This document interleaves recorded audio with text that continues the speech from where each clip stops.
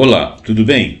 Estamos de volta aí com o nosso programa Pontuando e a gente vai mais uma vez lá no portal A Terra é Redonda. Foram 3 reportagens anteontem, ontem e hoje que eu escolhi para esses dias. Estou fazendo uma homenagem a esse pessoal, eles são um jornalismo responsável, gente muito boa. Se você puder entrar lá, A Terra é Redonda, tudo junto, e lá você tem uma série de assuntos. Eu não vou decantar aqui agora para o nosso vídeo não ficar extenso, mas entra lá, contribui, ajuda, porque são vários profissionais de escola que estão trabalhando ali, e as matérias são sempre muito boas. Essa matéria era do dia 27 de dezembro de 2025, ou seja, hoje é dia 28, foi feita no dia de ontem. É Ciência Tecnológica, Colunistas, Economia e Governo Atual, governo Lula, né? Então, o nome do articulista aqui, que escreveu a matéria, é José Raimundo Trindade. Quem que é o José Raimundo Trindade?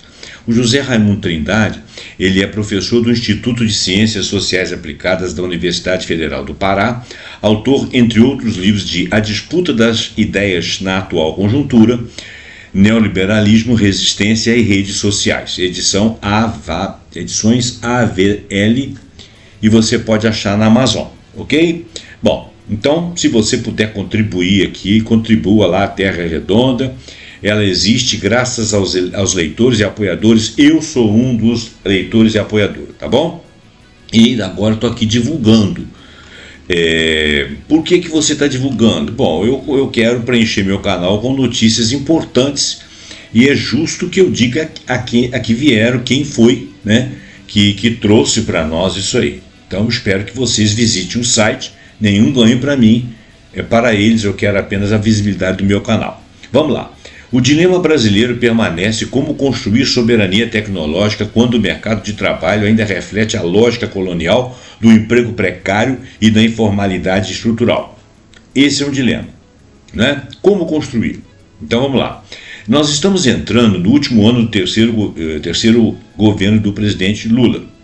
E aproximadamente 10 meses antes das eleições presidenciais de 2026, o atual governo teve alguns importantes momentos para a proposição de políticas econômicas e sociais alternativas, muito especialmente a taxação das grandes fortunas, a isenção de imposto de renda para quem recebe até R$5.000 de salário e a luta pela inconstitucionalidade da jornada de trabalho 6x1.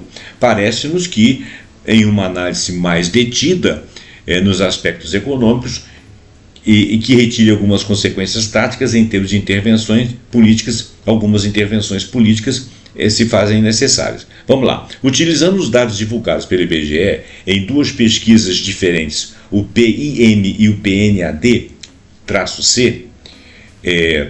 para estabelecer um quadro geral de conjuntura econômica e principalmente retratar elementos do mercado de trabalho, tanto para vislumbrar possíveis alterações no quadro social quanto para pensar uma intervenção política no próximo ciclo, devemos atentar para algumas coisas. Então vamos lê-las. Primeiro, vale analisar os dados da pesquisa industrial mensal, que é o PIM que eu falei agora mesmo. Mesmo que o peso da indústria não se tenha alterado substancialmente a despeito do projeto da Nova Indústria Brasil, que ainda não aconteceu, é um projeto. Porém, a sua significação sobre emprego urbano e influência sobre os demais setores da economia, serviço, agropecuária e construção civil, mantém-se como sinalizador do desempenho do produto interno bruto, ou seja, do PIB como um todo, e principalmente como um elemento que pode ou não sugerir alterações no quadro econômico a médio prazo. Nós estamos falando de economia, não estamos falando de quem está ganhando, estamos falando de PIB, investir na indústria. Claro que isso tem uma série de consequências. O declínio da indústria, que também tem uma série de consequências, e sua recuperação, já é um ponto de debate estrutural central, se tornando ainda mais relevante em função das grandes alterações geopolíticas colocadas, algo expresso no próprio discurso estadunidense, tanto dos governos republicanos de Donald Trump, quanto dos democratas Joe Biden e Kamala Harris. Portanto, acompanhar esses dados são centrais para pensarmos possíveis saídas para o caso nosso, brasileiro, e também como as políticas de geração de novos postos de trabalho industriais, que devem ser colocados na centralidade do debate nacional em torno da soberania nacional tecnológica, porque nós somos um país e devemos discutir as nossas necessidades, é claro que conjugando com aquilo que existe no resto do mundo. Nós não podemos ter um capitalismo dependente pensado lá fora. E se nós tivermos outra estrutura que não for o capitalismo, de qualquer forma ela tem que ser pensada aqui dentro, né? Em termos econômicos. Mas nós não estamos falando de, nós estamos falando de industrialização. Tanto faz se é dentro do capitalismo ou dentro do socialismo. Os países, independente de seus regimes econômicos, eles dependem de indústrias, de postos de trabalho, de produção, para poder ter bem-estar da população, poder ter saúde, para poder ter educação, para poder ter escola. Tudo isso são coisas enredadas e ligadas à economia. Então, o sistema é uma coisa, o funcionamento da economia é outra, que os países vão ser similares. Nós temos que pensar no nosso, isso são palavras minhas, tá? Voltando ao texto. Assim, mesmo que o peso da indústria de transformação na composição do PIB tenha sido reduzido nos últimos anos, de 20% na década de 1980 para 14,4% agora em 2024, alterando a produção industrial, nós podemos inferir, com grande expressão no crescimento do PIB nos próximos anos, e principalmente na geração de empregos de qualidade tecnológica superiores, estabelecendo uma agenda tanto de reindustrialização quanto de organização de cadeias de produção nacionais, para o Instituto de Estudos para Desenvolvimento Industrial, o IED, de 2025, a manutenção de um mesmo padrão industrial tem dificultado uma retomada inovativa da indústria brasileira. Então, aquele projeto industrial que nós comentamos lá atrás, que foi mencionado e articulado para começar, ele tem a visibilidade dele e a centralidade dele é muito importante para que nós passamos, para que aconteça essa reindustrialização e organização das cadeias de produções nacionais, ok? Do nosso país, né? Nos 9 meses já cobertos pelas estatísticas de IBGE, a indústria não cresceu em 5 deles, e nos demais meses, em geral, ela ficou perto da estabilidade, sendo fundamental o fortalecimento de uma política de planejamento industrial de longo prazo para o país, o que aqui denominamos de fortalecimento da soberania nacional tecnológica. E se nós não tivermos um próximo governo que seja um governo que invista nisso aí e que se mantenha industrializado, porque nós somos dependentes, bom, nós vamos à bancarrota, porque hoje em dia quem não faz por si, não faz nada, porque está um engolindo o outro, pelo menos do lado de cá. Bom, os dados do PIM, da Pesquisa Industrial Mensal, mostram desempenhos tímidos e que, para podermos pensar um outro padrão industrial, terão que ser alterados, uma tarefa central para se pensar um projeto de nação. Assim, se observam os seguintes parâmetros gerais em comparação aos anos de 2024. A indústria, mais 3,2% no quarto trimestre de 2024, 2,0% no primeiro trimestre de 2025, 0,6% no segundo trimestre de 2025, 0,5% no terceiro trimestre de 2025. Os bens de capital, 14,1%, 4,6%, 2,2%, 2,4%, respectivamente. Os bens intermediários, 2,9%, 1,4%, 3,0%, 2,5%. Bens de consumos duráveis, 17,1%, 11,4%, 5,6%, menos 1,2%, houve queda. Bens de consumo e bens não duráveis, 0%, tá? Na mesma ordem, 0%, 1,2%, 5,3% e menos 3,1%, respectivamente. Veja bem, nós estamos referindo quarto trimestre de 2024, primeiro trimestre de 2025, segundo trimestre de 2025, terceiro trimestre de 2025 e quarto trimestre de 2025. É importante que você leia a reportagem, porque eu falando assim fica difícil de você guardar os termos. E é importante você saber os valores para poder raciocinar. Muito bem. Mesmo considerando a fragilidade apresentada nos dados, é importante observar um certo comportamento positivo do setor de bens intermediários, que foi um dos que nós lemos, havendo um parcial rompimento com o retrocesso duradouro do setor que tinha marcado o período que vai de 2015 até 2022. Segundo os dados do IBGE, o setor responsável por fornecer insumos ao restante da economia cresceu no último bimestre 2,5%. Porém, a questão a ser observada é menos a magnitude do crescimento e mais a permanência que vem ocorrendo nos últimos 4 intervalos trimestrais. Infelizmente, não se observa esse comportamento em outros segmentos-chave, que são os de bens de capital, né? Então, ele mencionou que responsável aqui, no último quarto trimestre, nos intervalos trimestrais, desculpa, eu não estou achando aqui. Vamos continuar para a gente não perder tempo. O ideal é que você vá até lá e leia a reportagem, tá? Os dados da pesquisa podem ser cruzados com os dados de ocupação fornecidos pela última PNAD, pessoas ocupadas, né? Sendo que no terceiro trimestre de 2025, agosto a outubro, o IBGE mostra que a taxa de desocupação alcança o menor nível dos últimos 5 anos, significa que tem mais gente trabalhando, 5,6 e 6,4 milhões de brasileiros. Porém, a taxa combinada de desocupação e subocupação da força de trabalho ainda se encontra muito elevada, ou seja, ainda tem muita gente desocupada e mal ocupada, né? Próximo de 10% da força de trabalho potencialmente reconhecida, ou algo em torno de 10,5 milhões de trabalhadores nessa dupla condição, quer dizer, mal ocupados ou desocupados. Vale observar que a força de trabalho brasileira se torna crescentemente precarizada, e isso em função tanto de contra-reformas dos últimos anos de neoliberalismo sanguinário, que foi o período do presidente lá que fez o impeachment da Dilma, e o subsequente presidente, o energúmeno, que eu não gosto de falar o nome, quanto pelas novas tecnologias de plataformas, capitalismo de plataforma, que avançam em novas formas de informalidade e perdas de direitos.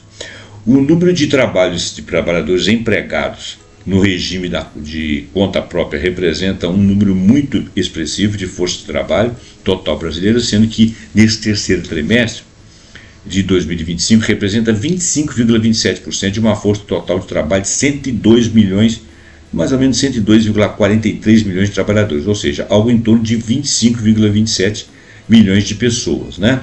Então, a nossa força de trabalho é 102,43 milhões, 25,27% desses 100 milhões aí aproximadamente são mais ou menos em torno de 25, 26 milhões de pessoas que estão um número elevado, expressivo de ocupação nesse terceiro trimestre, ou seja, estão empregados. Esse elevado número se coaduna com as formas precárias de emprego que se estabelecem em um mercado de trabalho pouco estruturado e que apresenta elevada informalidade. Então, olha bem, a notícia é boa, mas está implícito dentro dela uma notícia ruim. Que eles estão ocupados sim, mas uma boa parte mal ocupados, precarizados. Por quê? Porque você não tem indústria, você não tem empregos bons. Mas eles estão trabalhando, significa que a economia de alguma forma ela tá sendo resiliente. Assim, pelas políticas do atual governo.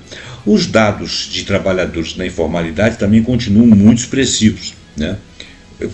É mais ou menos o que nós estamos dizendo de outra forma, né? Assim, os dados de trabalhadores na informalidade continuam expressivos, o que denota uma característica estrutural da nossa economia. Por mais que tenha havido uma pequena redução da taxa de informalidade, ela foi pequena, mas ela mantém-se elevada. Em 2017 eram 40,2% no terceiro trimestre, em 2025 ela está em 37,8% no terceiro trimestre. Vamos dizer assim, pela quantidade de anos passados é quase que um empate técnico, mas houve uma ligeira melhora, né?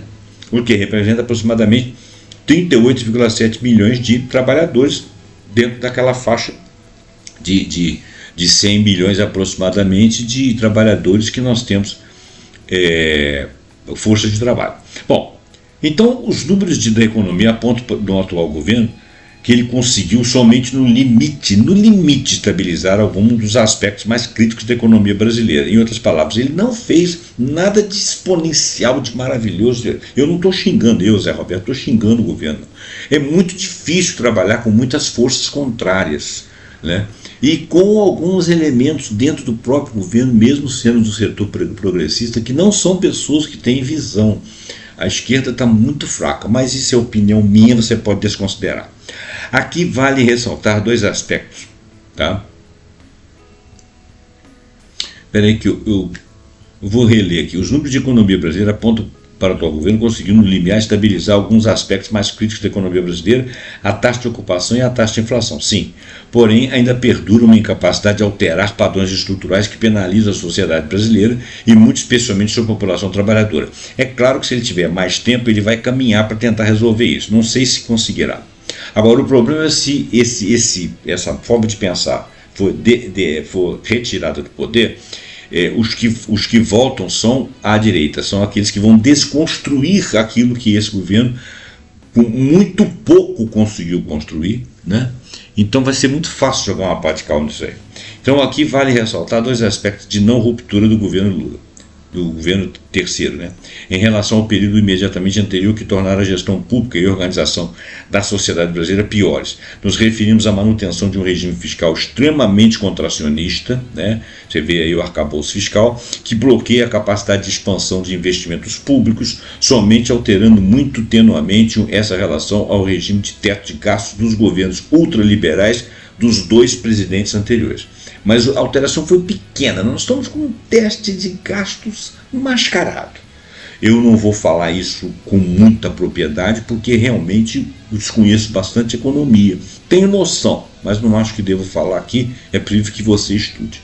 Do mesmo modo, não foi realizada uma alteração qualitativa nos aspectos da legislação trabalhista, mantidas as mesmas regras expoliativas da LC 13.467/17, que é o ano, né? Inclusive sem uma política de regulamentação necessária para o trabalho nas plataformas, trabalho de plataforma. Interessa aos setores democráticos, populares, estabelecer frente a esse cenário, uma política coordenada de intervenção que capitalize bandeiras sociais, como a taxação dos mais ricos, a proibição de jornadas de trabalho expoliativas, como a jornada 6x1, da mesma forma travar disputas na sociedade que empurram o atual governo para posições mais reformistas. Não, ele nem usou a palavra revolucionária, usou a palavra mais reformista, porque o governo conseguiu ser muito pouco reformista, embora ele tenha a melhor intenção do mundo, inclusive em termos de políticas industriais de longo prazo que organize um novo padrão de soberania nacional tecnológica. Essas são palavras do professor de Instituto de Ciências Sociais Aplicadas da Universidade Federal da Paraíba, José Raimundo Trindade. O PIN, a Pesquisa Internacional Mensal, o PNADC, a Pesquisa Nacional por Amostragem Domiciliar Contínua, e o acesso a esses acervos de dados da SIDRA, SIDRA, está aqui, eu não vou ficar falando aqui porque você não vai guardar. Visite a página do A Terra é Redonda, pesquise individualmente as palavras que ele falou. Isso aqui é apenas uma notícia, lida muito rapidamente. Muito obrigado pela sua atenção, deixa seu comentário, passa esse vídeo para frente, faça referência do Terra é Redonda, porque justifica eu falar de alguém e dar nome aos posts, ok? Muito obrigado pela sua atenção e até o próximo programa, pontuando por algum assunto como esse, muito interessante, de algum portal, talvez o nosso, ou pesquisa própria nossa, ou matéria de terceiros com outras palavras, Jacobina, Terra Redonda, entre outros. Muito obrigado e até lá. Ok? Tchau, tchau.